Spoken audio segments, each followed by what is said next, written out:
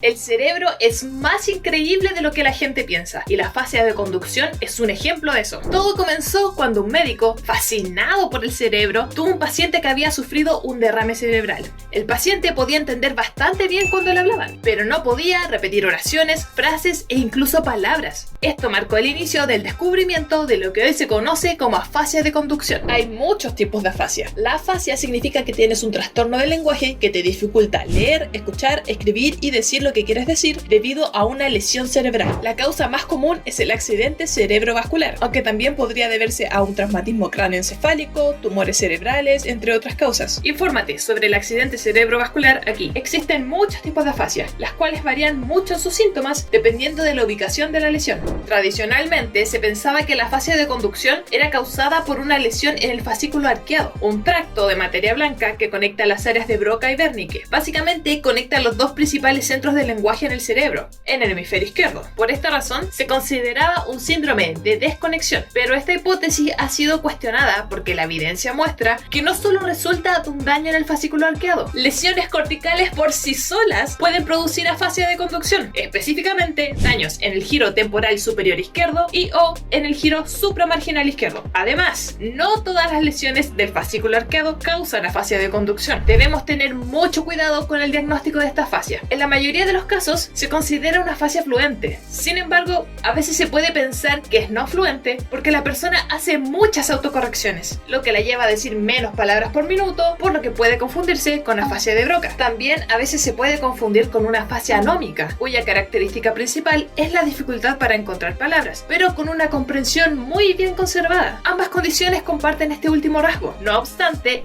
esta afasia tiene características únicas que pueden ayudarte a diferenciarla de otros tipos de afasia. Su principal característica es la dificultad para repetir. Cuanto más largas y complejas sean las palabras, frases y oraciones, es más difícil para ellos. También lo es si se le pide que repitan palabras inventadas. A pesar de esto, aún pueden leer, hablar y escribir de manera relativamente fluida y son capaces de entender lo que dicen los demás. Lo que la hace muy diferente de otros tipos de afasia es que ya sea en la repetición o en el habla espontánea, no logran decir algunas palabras correctamente, cambiando alguno de sus sonidos. Esto se llama parafasia fonémica. Aunque este fenómeno ocurre en otros tipos de afasia, lo que la hace particularmente interesante es que van haciendo varios intentos de autocorrección, porque son conscientes de sus errores. Un comportamiento conocido como conduit approach. Por ejemplo, si se les pide que digan refrigerador, el paciente podría decir frigilador. No, frigilidador, hasta que finalmente dicen la palabra correctamente. Infórmate sobre parafasias aquí. Además, también pueden tener anomia, lo que significa que tienen dificultades para encontrar palabras, un problema más comúnmente asociado con la afasia anómica. Sin embargo, esta combinación es rara. Finalmente, esta lesión está cerca de otras partes del cerebro que cumplen otras funciones, por lo que también pueden coexistir otras condiciones, como una praxis de motora, un tipo de disociación voluntaria automática, donde no pueden fingir usar herramientas como un peine o un lápiz, a pesar de no tener problemas de movimiento. También pueden tener apraxia oral, que es la incapacidad para realizar movimientos voluntarios de los músculos de la cara, labios, lengua y mandíbula, a pesar de que la persona no tiene debilidad, parálisis ni pérdida sensorial en estos músculos. Aprende sobre la apraxia ideomotora y oral aquí.